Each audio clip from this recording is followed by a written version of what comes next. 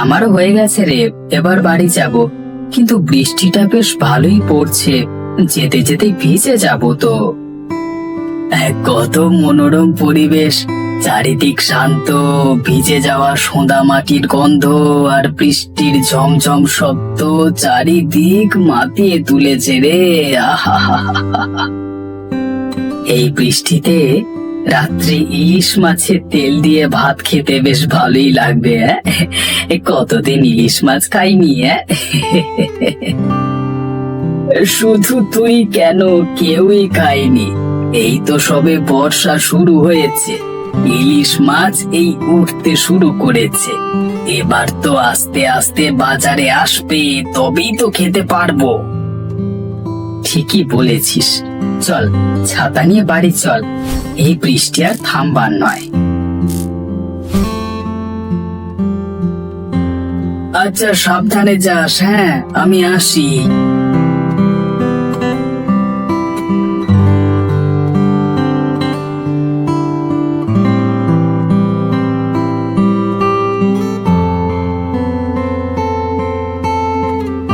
রামু, কি করছো? একটু এদিকে এসো। এই যে কর্তামা, ঘরটা ঝাড় দিচ্ছি। কি করতে হবে বলুন? আমার জন্য একটু গরম গরম পাকোড়া তৈরি করে দাও, বর্ষার বিকেলে খেতে খুব ভালো লাগে। আমি তো পকোড়া তৈরি করতে জানি না, কি করব এখন? আমি তো কর্তামাকে বলেছিলাম আমি সবকিছু পারি, কিন্তু পকোড়া তৈরি করতে তো পারি না। কি হলো রামু, কোনো সাড়া শব্দ নেই কেন? এই যে যাই কর্তামা, হয়ে গেছে।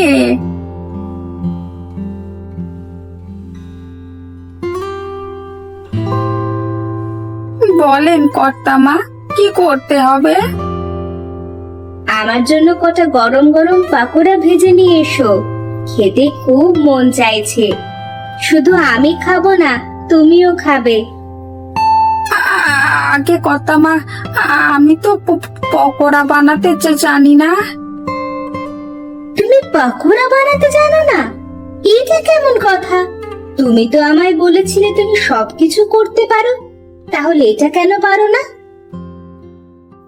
আগে কর্তামা, আমি সব কিছু কাজ করতে পারি, তবে এই পকোড়া বানাতে জানতাম না।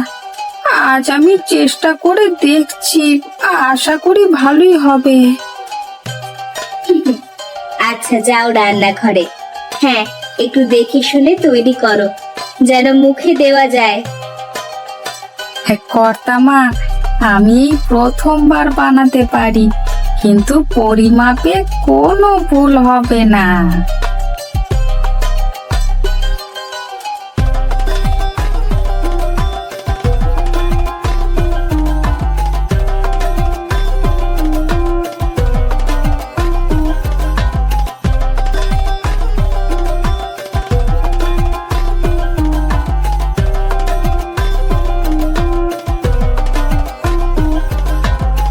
চাচা, আমার জন্য 2 কাপ চা নিয়ে এসো।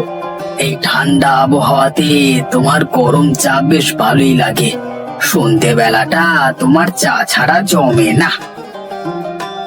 দিচ্ছি রে, একটু বস।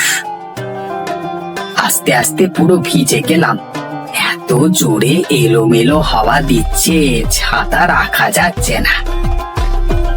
এই কদিন প্রচুর বৃষ্টি হচ্ছে, বাজারে বেশ তাকড়াই তাকড়াই ইলিশ মাছ আসবে এবারে। এই বর্ষায় ইলিশের তেল দিয়ে ভাত খাওয়ার আনন্দটাই আলাদা। যা বলেছো চাচা, তা আজকে তোমার কেমন বেচা কেনা হলো?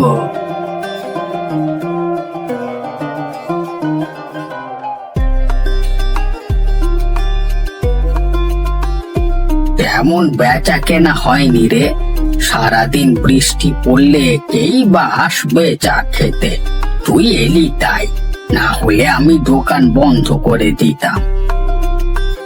সারাদিন ধরে মুষলধারে বৃষ্টি, কি করি বা লোকজন বাইরে বেরোবে? আমার তো বাইরে না বেরোলে সংসার চলবে না, তাই দায় পড়ে বেড়াতে হয়। কি আর করবি, সংসারের দায়িত্ব তো তোর কাঁধে। এই দায়িত্ব থেকে তো তুই পেছপা হতে পারবি না।